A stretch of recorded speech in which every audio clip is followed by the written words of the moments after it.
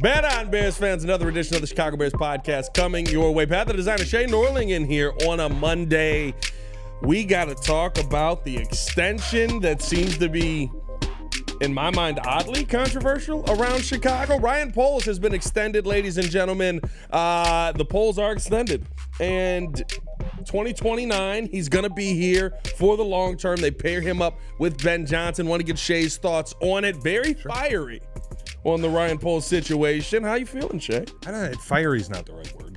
Not a good word for fire? No, I'm not it felt angry. a little fiery. I'm not raging about it. Fiery, just you have a spirited opinion on it. I don't know why it had to happen. Is that unfair?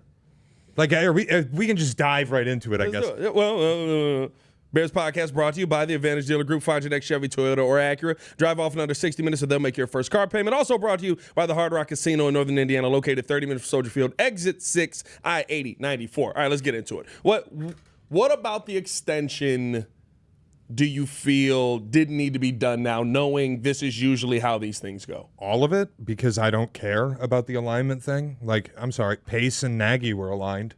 How'd that go? Like, it doesn't matter to me that these guys are aligned. And then the defense of, well, Ben Johnson's the biggest decision maker there now anyway, so you might as well just extend him because it's whatever. Who cares? If Ben Johnson's the biggest decision maker, then you can replace Ryan Poles. Then you are admitting to me that he is a replaceable person. What about his tenure says 5-year extension? Here's what I will say on it. You have been more optimistic on what's been done this offseason than not. Sure. That doesn't happen without Ryan Poles. Okay. We can all sit here and argue back and forth on should he not. Every Bears fan that is excited about this offseason should not be sitting here coming out and going, you didn't need to extend Ryan Poles. He didn't deserve an extension. What has he ever done? He did everything you're excited about this offseason. Now, does it have to play out on the field? 110% it does. What you're saying is, like, imagine at a Fortune 500 company, if a CEO were presented projections for the fiscal year, and the projections looked wonderful, and so they just gave everyone raises. They'd likely be fired because that's insane. It's projections. Well, Shea, I've been in the construction world where there's a lot of this thing that we call failing up. And that is, I will. Here's the thing I will say. I do agree the resume right now does not speak to, hey, this is how this should be done. But to me, this is the norm in the NFL. It is the alignment. This is hey, if this doesn't work. This is the norm in the NFL? They always align a GM with a new head coach. But here's my question. When do we not do this? When have you ever seen a general manager who has finished last in 3 consecutive seasons receive a 5-year extension? I can sit here and tell you I think the things that have been done this offseason are good. Yep. I think the team is trending up. That doesn't mean it really is. You can feel that things are better. You can feel that things are improving. I felt that way last offseason, and the result was 5-12. He's 15-36 in his time as a general manager. Why did it have to happen now? Listen, the timing of it to me doesn't matter because if it was going to happen, you were going to do it. You weren't going to fire Poles next year if this goes badly. I'm not saying you were, but 2 years left on his deal, right? They added 3 years to it. Why? But see, here's also my thing. If this is going to be successful or if this does work, you're going to give him the extension anyway. If this was going to fail, but if you're going to fire him in the same amount of years just about anyway. Are you? Because now you're through 20. And look, I've seen them now swallow the money and fire a head coach in the middle of a season. Yeah. That's happened. But you've only made it now more difficult to move on from Ryan Poles if this does go sideways. Yeah. Because you've guaranteed him 5 years. Like, my issue with it is now he's operating without pressure. And as good as I feel about this, I've also been the guy who has said this isn't a rebuild. This is a win now situation. It doesn't feel like that anymore. Yeah. I can't say it's win now if there's no axe hanging over the GM's neck. I think he's just got 5 years of comfort. This feels more win now than anything to me. This feels like this is your guy, this is your coach, this is your GM. You do not have the time to get this right. Brand new clock starts now. The past is the past. If this isn't working by year 3, everybody's gone. And that's not the scenario that we want to be in, but I think realistically, giving Ryan Poles this extension to me signals the win now more than anything. It signals that Ben Johnson's first year can't be, I've got to figure it out. It signals to me that this is 1 year of 5 for you to get this right. It's bizarre to me because to me it's something else. It signals like, I'll put it this way. The reason I loved this offseason so much is because it was so much new and different and things I hadn't seen before. Right. They made the difficult decision on the coach. And then they pulled the trigger on the most expensive coaching option. And then they pulled the trigger on a guy we believe is one of the most expensive coordinators, a former head coach in Dennis Allen, who you bring in and make him a part of the staff. They rebuilt the offensive line. They went out in free agency and made impact moves. They addressed things in a way that I could be optimistic about. This feels classic Bears, where you preach accountability to a level of like, this is everything you're hearing is if things aren't done a specific way, then we're moving on. We aren't even sold on DJ Moore. We aren't even sold on Cole Kmet. Like, it's a new level of accountability. Yeah. And then the architect of all of it is apparently immune from the accountability because you get 5 bonus years for being 15 and 36 through the first 3 seasons. But even that, like, this is the guy, like, and I'm going to paint the negatives because I'll do the positives after, but I'll tell you, it's all questions. This is the guy who traded Roquan Smith. Okay, we thought it was the right move at the time. Makes sense, all good. But what does he do in the aftermath of it? Comes out of free agency, spends through the nose at what position? Off-ball linebacker. He ends up paying Tremaine Edmonds, who's not good, $2 million a year less than Roquan got in Baltimore. There's Roquan's money. Well done. That's a great use of assets. He's the same guy who traded out of the Jalen Carter pick. You can like Darnell Wright. He's not an all-pro. He's not Jalen Carter. In fact, find me the all-pro that Ryan Poles has put on this roster. Zero. Yeah. How about the Pro Bowler? 0. He made the trade with Carolina. That's a good. He did a really nice job to fleece Carolina. One problem, they won the same number of games as you did last year. Their quarterback looks promising, and you ended up with a guy who, evidence right now at the time of the extension, 3rd best quarterback in the class, 5th best wide receiver, and you took him at 1-9. And that guy gets a 5-year extension. What are we talking about? Here's my thing with all of this. Was year 1 a success? Of Ryan Poles? Of Ryan Poles. Was year 1 a success? It depends on how you look at it. There's only one way to look at it. He walked in and was like, we're going to be competitive, and then winked at us on the way out.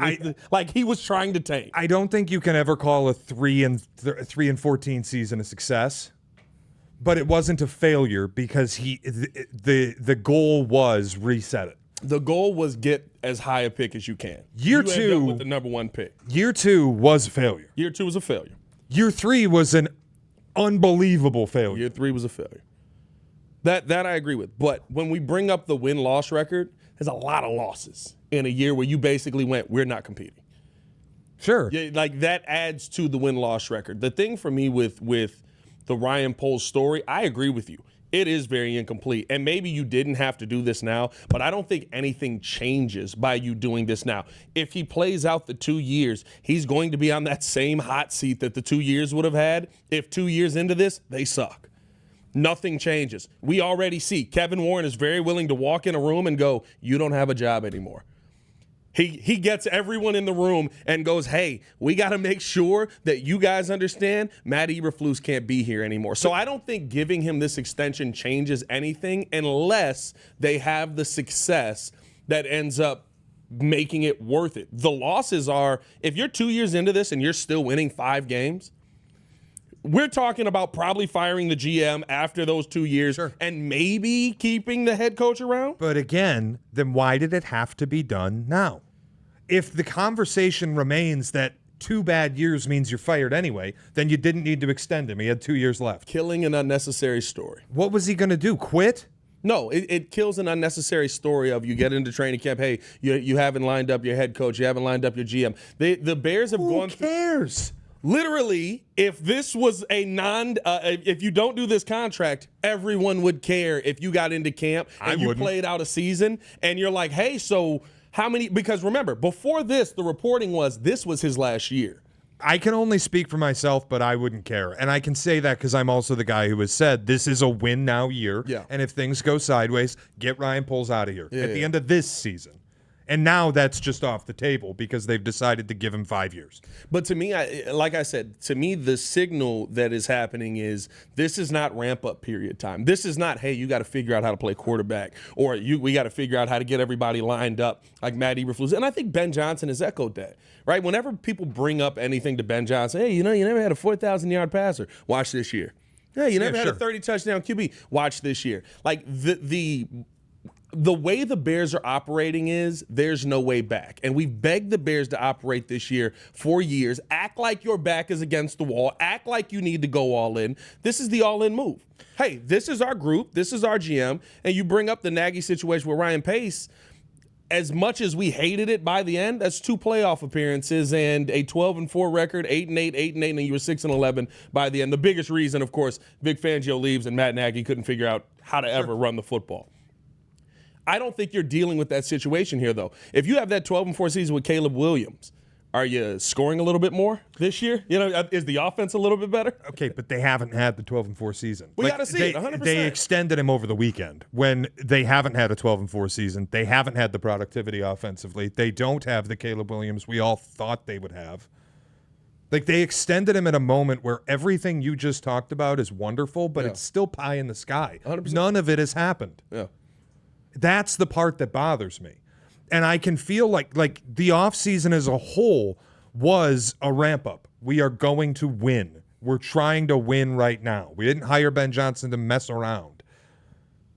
This decision just makes me feel like if that doesn't happen, there will not be consequence.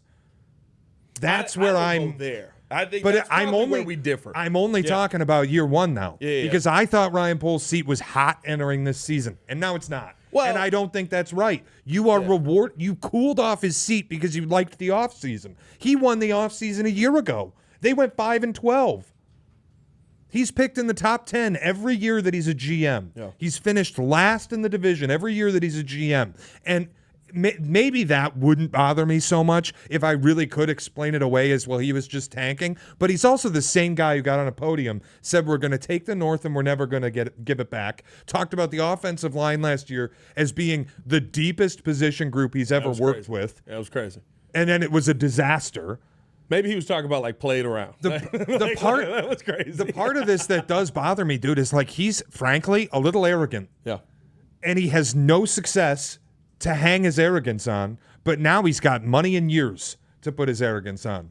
And I don't think he deserves it. Sue me. Like, that's just the way I feel as a fan. Yeah. He does not deserve a 5-year extension. If pairing up the GM and the head coach was so important to you, then you should have fired him last offseason and hired somebody to pair with Ben Johnson. But do you get Ben Johnson, then? And I think that's... Do we really think Ben Johnson's turning down the money and the opportunity? What do you think was more attractive to him? Coaching Caleb or working with Ryan Poles? I think you don't take this job if you don't want to work with Ryan Poles. I don't agree. As your first-time head coaching job, especially somebody who's seen how those first-time head coaching jobs have gone bad with some of the coaches he's worked with, I think that's why when you looked at last offseason, yeah, it's fun to think, I just wanted to run it back with Detroit and love every situation that I was in. You look at some of the situations he could have been in. Maybe he gets Jaden Daniels this year if he takes the Washington job, but it's not a great situation in Washington with where they were at last year. The Oakland job was literally death. Like, we can sit here and go, there were jobs available that he wanted, but he's probably looking at all those situations and going, these suck. It's like the GM sucks. The hierarchy of how this team is built sucks. I don't want to be there. I like that, and I'm not saying you do this, but this is kind of how Bears fans are looking at it. We want to pick and choose when we give guys credit. Ryan Poles gets the credit for getting Ben Johnson here. Ryan Poles was the one in those meetings that were 8 hours long, convincing him to come here. I don't disagree. You can't just say that any GM that walks in, unless it's, hey, Ben, go hire your GM. Like, that's a different situation. But now you're giving Ben Johnson that power. I don't disagree with you, but I also don't think that you extend people on the hope that you got this right. Yeah. Because, look, if it's... I wouldn't feel the way I feel right now if it were, who's the guy who was the assistant GM in Washington that Ben Johnson reportedly wanted to bring in as his guy. If it's him and Ben Johnson and they both come in and get 5 years, it's a clean slate, I'm good. but you're giving 5 years to a guy who's done nothing but fail. Whether it's his fault or not, like, I know the sycophants will find ways to bend what I'm saying. Oh, well, it's Eberflus's fault, but Ryan Poles wasn't allowed to fire him. And okay, so there's no accountability. Then we're back to that. I think that was what was happening. That's fine. Can we agree that both things can be true? Yes, that but very again, much was what was happening, that there was no accountability. I agree, but that's now again happening because Ryan Poles is not held accountable for the failings of the last 3 seasons, and I think it's a cop out to say it's entirely Matt Eberflus. Let's have this conversation then. Is this ownership saying that's on us? Maybe. Could that possibly be the situation that we're in? Because I do think, listen, we've heard multiple reports. Ryan Poles came to the podium. I've always tried to take people as face value when they're talking to you. I know everybody doesn't tell the truth when they get up on the podium. You know what I mean? But like, when he was like, Matt Eberflus is my guy. Okay, all right, you're running back with Flus. Let's go. Like, this is interesting, but all right, let's do it. I put last year on him with Flus. All the reports come out of like, he wanted to fire Flus halfway through the season, but that opportunity didn't come. He had wanted to fire Flus when Caleb started getting killed. That opportunity didn't come. Like, there's all these moments where like we see these little reports. Whoever you end up believing, this could be ownership going, that's our bad.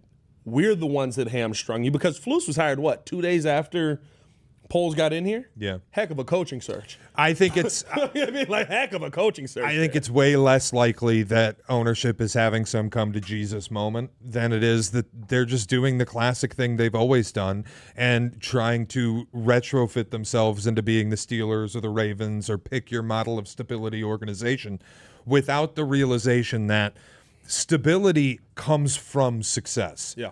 Not the other way around. You don't fall into success because you've married yourself to people. You can marry yourself to bad people. Yeah. And I worry that that's what they've done with Ryan Poles. But I think this is why this is also a like, this scenario to me where this blows up for the first time in, I mean, almost my life. Like, I didn't feel like Lovie. I didn't know what Lovie was. So, and I also was a kid. But I didn't know what Lovie Smith was going to be as a coach, because he came in as a highly regarded DC, that it was kind of shocking that he ended up getting the job. But this feels like failure. Like, I'm talking total failure. Like, a 5-win season is actually the most difficult of the situations for you to pull off. Like, this team should have been better. And we both said this. Couple of these, you win more games last year. Yeah. You're a better football team. You win more divisional games. Just being logical and looking at the offensive linemen that you had available to you in that last Green Bay Packer game and throwing the worst of the bunch at blocking the bull rush out there, maybe not the most logical situation to be in. So while I do agree with you, the success hasn't come, there is a world where I can look at this and say, these reasons are why the success didn't come. Ryan Poles can't control that.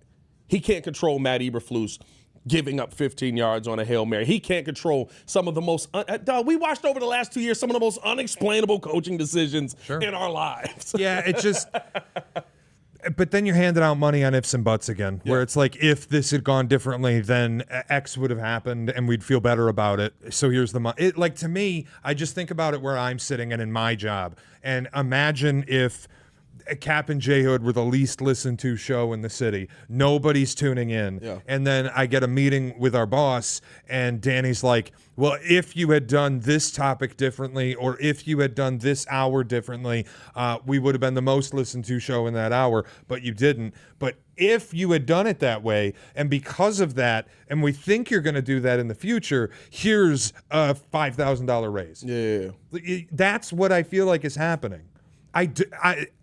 I'm not even saying extending him's the wrong move. I just don't know why it had to happen now. I just think that to me is where I think this is a kill the storyline thing. You know what I mean? We know where it would be, and it put it out there very clearly, because I don't remember who it was. I think it was Adam Johns that said that Poles was heading into the last year of his deal. Before that, we had all believed he was coming here because he was getting the 5th year. So we were like, oh, okay, well, now he's in. So this is the last year, so you only got 4 years. You're on the hot seat. I think this was the double. We're going to get you this done. It kills the story. Nobody's going to ask about this now. You got your extension. Oh, by the way, he had 2 more years left. Like, it's I'm not sitting here. I think we're kind of arguing the same thing of like, I can see why it was done, but you just don't see the logic in it. Yeah, I don't. Yeah. I don't get it. And it was always this has to work, but the exit ramp was easier. Now you've just made the exit ramp more difficult. And it really has to work, or you're just restarting from scratch. But I like that, though. I like the it really has to work approach. I love because it's what we've wanted to see the Bears do forever. It's like, look, you got this guy, this guy, this guy. They're all talented football players. You need to get X, Y, and Z to make this work. This offseason, we saw them do that. Caleb Williams you're going to know by the end of this season if Caleb Williams is a good quarterback or not. I guess part of my calculus, too, is when Ben Johnson was hired, I kind of felt like he would outlive Ryan Poles. And now I don't. And I don't like that Ben Johnson's tenure here will be tied to a guy whose resume as a general manager is not good. However you chalk it up. If any other manager in football had literally passed on Jalen Carter the way that he did, we'd all be making jokes out of them. You traded out of the number 1 pick where everybody assumed you were taking Jalen Carter. He falls to 9. Yep. You trade out of him a second time to get a guy who's middle of the pack right tackle. But what was the storyline there? Like, let's remember how we were talking about this. The Chicago Bears do not have the coaching staff or infrastructure to deal with Jalen Carter. Don't speak for me, in. brother. I said I'd take him. Like that I get that, but like the narrative around it, and probably true, Bears wouldn't have been able to handle a guy like that. Then also the follow-up of Caleb, and look, I'm a Caleb believer. I am. Yeah. I like Caleb Williams. The I think Rome he one is going hurts to be more better. because you're still sitting here talking opposite edge. And It could have been Jared Jared Verse. Had was Jared Verse. It's the guy I wanted the whole way. Rookie of the year. And people come at me because I say, well, you got the 5th best wide receiver with the 9th pick. Oh, but look at the situations, Fatty. Wait a minute. What Fatty? People are horrible. Look at the situations, you fucking idiot. Marvin Harrison was a wide receiver 1. BTJ was a wide receiver 1. Malik Neighbors was a wide receiver 1. Okay, counterpoint. Why in the fuck did you take a wide receiver 3 with the 9th pick in the NFL draft? I think you have to. The Fatty got him. That one. Nobody actually called me that. Okay. It was me calling myself that. I was like, I feel like that one. Do we need to have a sidebar on the show? Maybe we approach. No. I think you're not wrong. But any wide receiver, any of those names you just said, would have been wide receiver 3 walking in with DJ Moore and Keenan Allen on the That's team. great. DJ Moore's a 0-time Pro Bowler and Keenan Allen's out of the league. I'm just what do you want me to do, man? I'm just telling you. Oh, but the Carolina trade. He made the Carolina trade. It's so great. Malik Neighbors the number 1 on this team last year. Yes. He's going to get number 1 option. He would have stepped on the With field Shane and been Waldron in the building. Dude, he would have been better than DJ. And maybe they wouldn't have used him that way. He's better than DJ Moore. Sure. BTJ is better than DJ Moore. I'm saying we have to look at what was here. But also, Malik Neighbors wasn't available. So a part of it is I'm cheating a little bit because Malik Neighbors wasn't available. Marvin Harrison wasn't available. You know who was? Brock Bowers. And then you wouldn't have taken a tight end this year. Like, it just... Well, no, I could do this all day. The one for me, Brock Bowers is cool. Like I love Brock Bowers. I wanted him. The one for me will always be Jared Verse. Yeah, of course. That's the proven. And it's the one I wanted. Defensive rookie of the year. You knew what he was. You saw him in the building. Jared Verse is not a bull rush guy, and he literally was just like, I'm going to change my entire game today because I know you can't stop me. But pointing at Braxton Jones, like that to me is the one that's probably going to be the biggest question mark. The killers, too, are like Brian Thomas Jr. didn't step on the field as the number 1 option in Jacksonville. Lad McConkey didn't step on the field as the number 1 option for the Chargers. Lad McConkey. He's going to help my fantasy. Both of them were more productive. Yeah. And then Rome, like people go, oh, he wasn't used. They got 101 targets. No, Rome didn't catch the ball well enough. He caught 57 of 101 targets. Rome didn't catch the ball well enough. There were easy touchdowns that Rome could have had this season that last season that he ended up missing out on. But again, it comes back to me to where this is the hard line. That's what this signing is. This is the hard line. We're going to let the past be the past. Maybe this is ownership saying, hey, we meddled too much in this. We're not going to do that now. It could also be if you have the faith in Ben Johnson, if you have the trust in Ben Johnson to go out there and get the job done or to help build the team. The one part that I love about Ryan Poles, and I will never say he's bad at, is working out contracts to help you in the future. I would love to have that guy with a guy that Ben Johnson can go get me Joe Thuney. Bet we're going to work this contract out perfectly to where in a couple of years we're out of this money. We've also got a guy playing right guard who right guard's kind of it's an important position, but like you can survive, you have a good tackle. We can move him to left guard back where he's more comfortable. Ready for the nightmare? What if Joe Thuney's bad?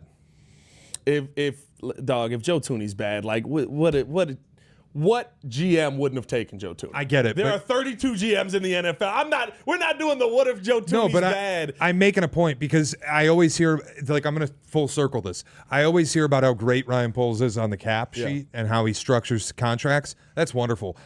Part of that is because you haven't won a lot. You have 1 year players filling out the bill. Yeah. The big contracts on this team, I got news, suck. Every contract he's had the DJ Moore contract is not good. The Tremaine Edmonds contract is not good. The Tremaine Edmonds contract is bad. The Montez Sweat contract, awful. Like, that's 3 big contracts that he signed. They're bad. But the Jalen Johnson contract is the one that's like, it looks okay. The Cole Kmet contract is fine. Dude, he doesn't play. Well, you got to play him. What do you mean? You got to play. I watched Cole Kmet good 10 weeks. He got 11 targets. No. See, this is the thing, though. This is where, for me, it's about the production will change if Ben Johnson's good. But you're extending him on ifs. But that's my issue. Yes, but you signed Cole. The crux of my issue is you've paid him the money and given him the years on hope that the things we believe are good will be good. Did you sign DJ Moore off hope? No, you signed him off production. Did you sign Cole Kmet off hope? No, you signed him off production. What happened to those two things? It went away because you had a bad head coach and bad offensive coordinator. It's also not the first time second contracts for wide receivers and tight ends have gone sideways. Sure, 100%. Like you're taking a chance anytime you give somebody that second contract. But the thing for me is Ryan Poles literally has been the guy that's like, I'll see how this plays out. The Jalen Johnson contract is as high as it is, and it's still a team-friendly contract. Well, that's the one because that he you can literally hold up. went. You go out there and prove to me that you can take the football away, and I'll give you a contract. The Montez Sweat one is rough, though, because if you look at his numbers for his career, he has never been an elite edge rusher, and you brought him in here. He had a couple productive games. You had to extend him because you traded for him. You paid him at the top of the market. He is not a top-of-the-market edge rusher. But again, you paid him coming off a 12.5 sack season. The Tremaine Edmonds contract. That's a bad one. Terrible. That's a bad one. That's the one I will not push back on. Especially when you frame it against, you gave him $2 million a year less than Roquan Smith is getting.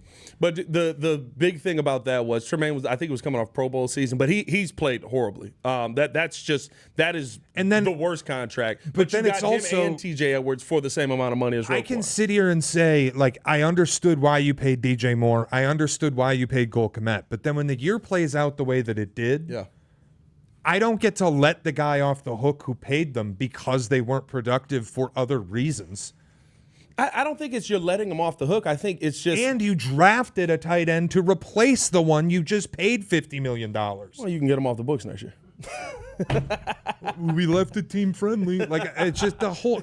Like, I think here's my thing with all of it is... Escape hatches everywhere except with the GM. You paid them. No, I've said, I've been the loudest one on Ryan Poles. You set another quarterback up to die.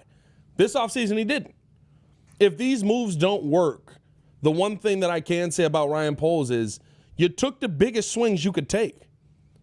Sure. You literally are like, I got the best coach available. I got the best left guard in football. I got the best center that was on the market. I've got everything that Grady Jarrett, that contract's a little interesting, but I think there's more leadership in there. But like, I've gotten the best that I can get this offseason to take the biggest swing at this thing.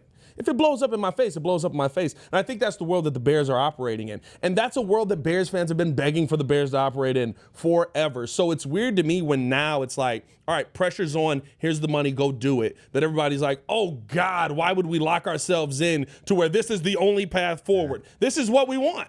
We're just wired differently, I guess, because I can like everything that they're doing and I can feel that way, but rewarding him before any of it plays out is where I'm always going to have an issue with it. I get the question. And look, I want it to be clear too, because I can already see the commenters. Hey, fatty! It's like, wait a minute! Whoa! Yeah, hey, Pat, take this fat bitch off the pod. He's so negative all the time. He's such a loser. I am not rooting for this to fail. Like, all I can do, I'm a fan. I'm not some expert analyst. I didn't play the game. Yeah. I'm a sports fan. I think I've watched a lot of football in my life that I can talk about it in some capacity. I'm not hoping this goes sideways. Yeah. I'm not rooting for it to fail. I do not want to be right. I want this to be successful. I want this all to work. I'm just a little nervous because this was the first move of the offseason that I was like, that smells like the old Bears. But let me ask you this. Does this move shake how you feel this season should go? No. I'm in the exact same spot I've always been. I haven't predicted they will make the playoffs. Yeah. I've only said they have to make the playoffs. Yeah.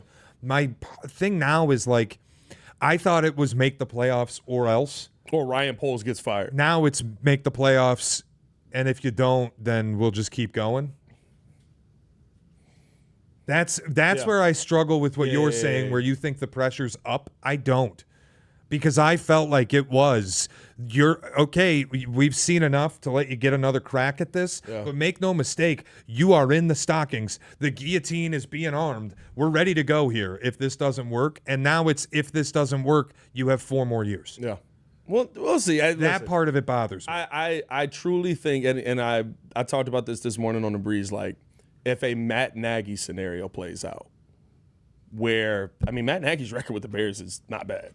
I think it's 4 games above 500, but we know how it ended. And it's because he had one great season. Yeah, one great season, middling, and then that's the other thing that kills me, dude. Is like, because people go, well, what were the Bears in the years before Ryan Poles got here? 22 and 27, and they made the playoffs. They'd never had a last place finish, and those 2 guys were canned because it wasn't good enough. Yeah.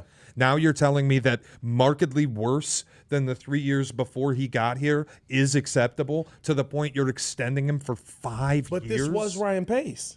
Ryan Pace's first coach was John Fox. I love John Fox. He sucked here.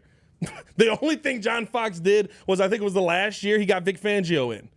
But and it was like, oh, look, the defense kind of looks like they can play a little bit. This is fun. What you just said, this is Ryan Pace. That's why I have a sour taste about it, because this is old Bears' way of doing business. But you got my thing with that is, though, you got out of the Ryan Pace contract, 3 years into it?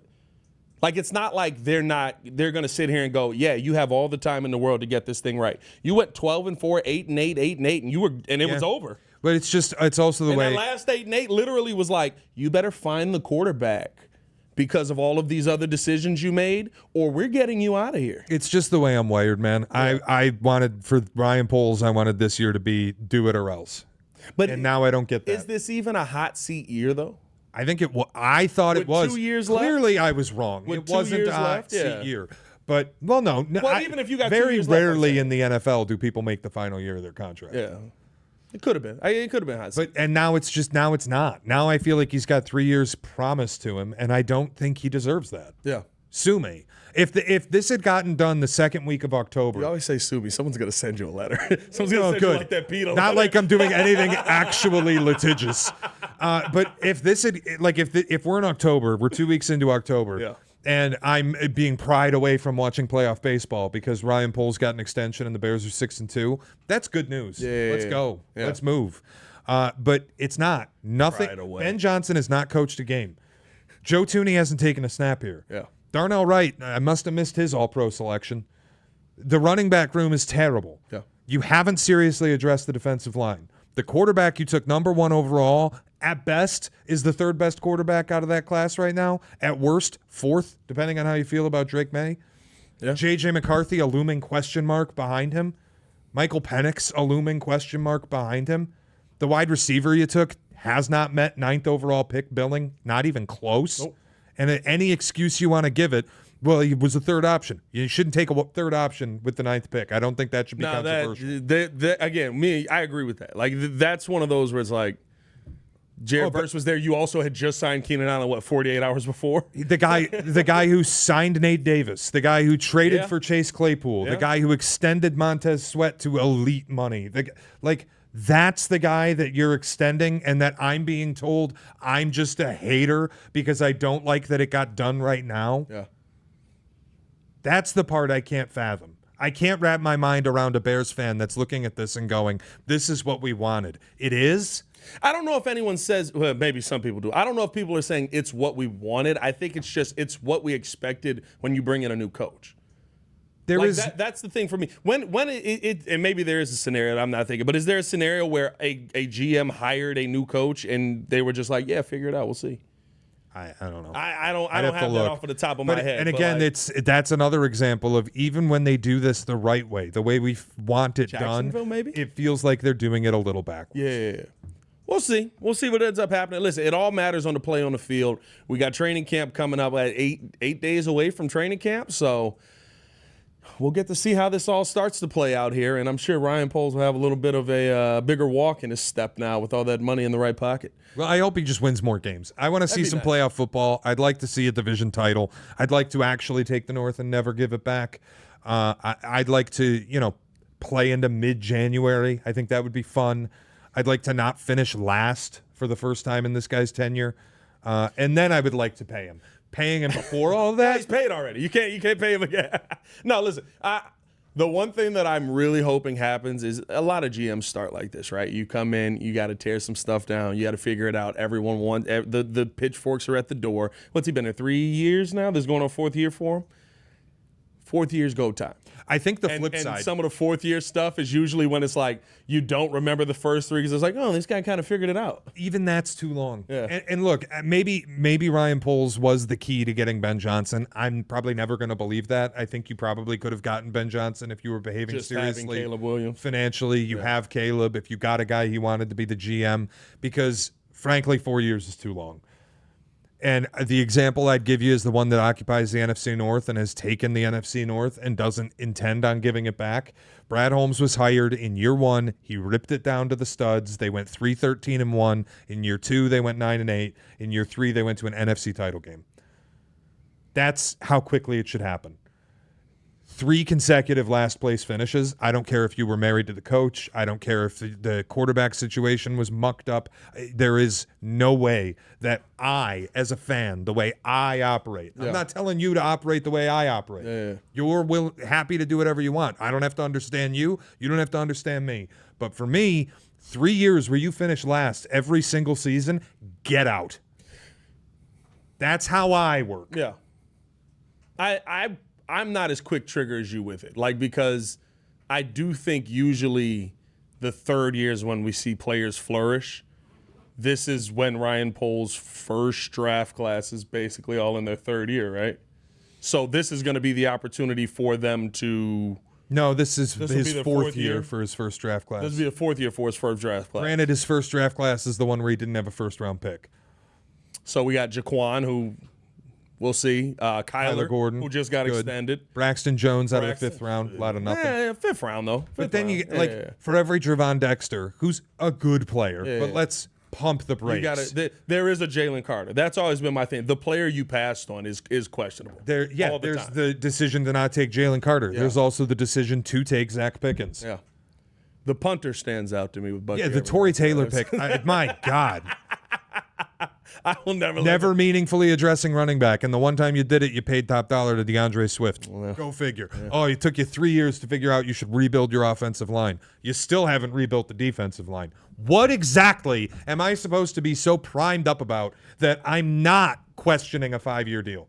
Really? Why is that the controversial opinion?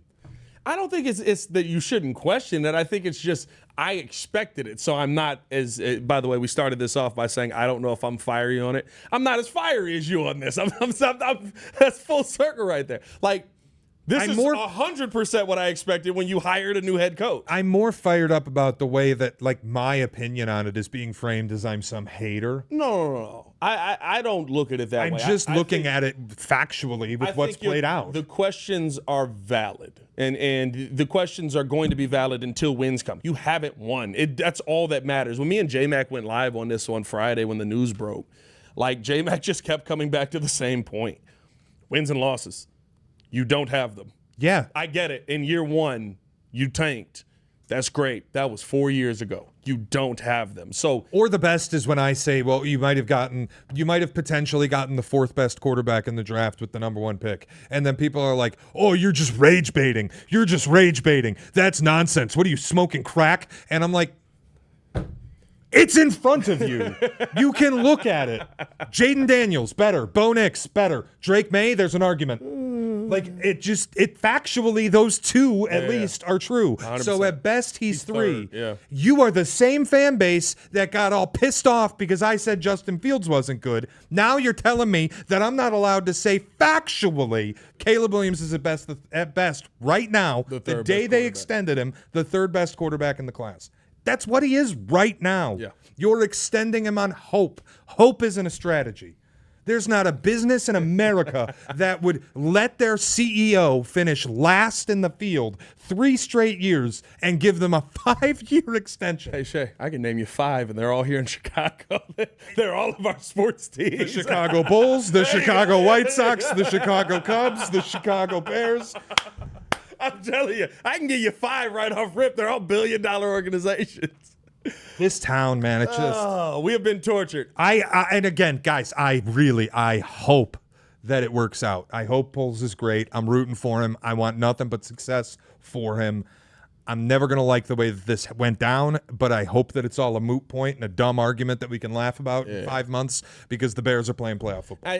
I truly think that's going to be it's going to be funny this year because I keep saying my gut feeling is they're going to be better than probably what most people think they are, no matter where you're at. If you're at 7, maybe they're at 9. If you're at 9, maybe they're at 11. Like, it's just, I've never seen a staff put together like this that failed miserably.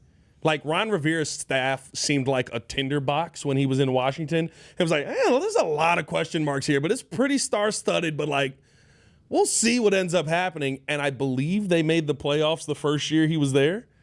Like, usually these kinds of coaching staffs end up being pretty successful. And for the first time in football, or in Bears football, I should say, the Bears realized if you pay people top dollar, you might get top people. This feels closer to a McVay hire or an O'Connell hire or a LaFleur hire than it feels to a Nagy hire or take your pick of offensive coordinator. I'll say, and I went on Fox and said this too, like, this is the most star-studded staff you've had since Mike Ditka and Buddy Ryan were in the building. And Mike Ditka was a question mark when he came here because everybody was like, what are we doing? Like, he was on a staff, but like, this is kind of crazy to go get Ditka. And it feels like the least question marks that we've seen from a coaching staff in a long time. Remember, Nagy came here, and everyone's concern was, hey, who called that final drive there that kind of was horrible and one of the worst drives we've seen in football for the opportunity to go to a Super Bowl? You had Andy Reid lying at the podium going, yeah, that's on me. That's me. That was me. I called that. Bad play. Me. I'm going to be here for a while. I got Pat Mahomes. It's going to be really nice. That was me. That's my bad. And Matt Nagy walks up. He's like, no, I called it. Yeah, I like Ben Johnson. I wanted Ben Johnson. He was my top target. Yeah. I don't know. I'm always going to feel like this is cart in front of the horse until we see it play out, and I hope we see it play out and this becomes moot. But for every McVay or O'Connell or LaFleur hire, there's an Arthur Smith, there's a Shane Steichen, there's a Dave Wanstedt. Yeah, there's a Wani. We hope that this was all correct, and we feel like it was all correct. But we felt like it was all right last year, and it was a nightmare. Well, the biggest questions still remain, though. We felt it was all right, and there were some who got fooled by Flus's beard. Sure. Like, it literally was, guilty. Hey, this team looks good. Is Matty Eberflus going to be a generational loser on the football field? Or is he going to be a regular head coach? Like, there are head coaches that literally aren't good head coaches that could have stumbled into 9 wins with that team last year.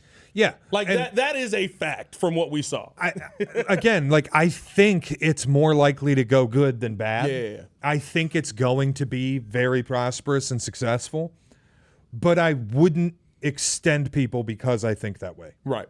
That's just where I sit. Like, I wouldn't bet my mortgage that this is going to go well. Who said it last year, EO? We had somebody on the show, the national analyst. He said, flashes get you fired. No, it was 2 years ago, talking about Justin Fields. Louis Riddick. Yeah. Louis Riddick said that. Flashes get you fired. This does feel like hey, you've shown us flashes. We're paying you on flashes. It will get you fired if it does not go well. Yeah, it just makes me nervous. I do agree with that. That's all it is. And I know I got a little fired up, but it was a little fiery, bro. I'm not raging against the extension. When we got to Fatty, I was like, what's happening right now? Are you okay? We need to. I wouldn't have done it. That's me. A better help sponsor. I can only speak for myself. Pat, you would have done it. God bless. Well, listen, I didn't say I would have done it. I said I expected it to happen. Hey, man, we appreciate y'all for tuning in to the show and love. Hit that like button, subscribe to the page, leave a 5-star review. Y'all know what to do. For Shea Norling, who's fiery, ladies and gentlemen. It's your boy, Pat the Designer, back at it again. Let us know how you feel in the comments below. Would you have extended Ryan Poles before seeing that last year play out? We'll see you guys in the comments, and no fatties in the comments. Let's keep it classy, Chicago. Y'all stay safe out there, man. Peace.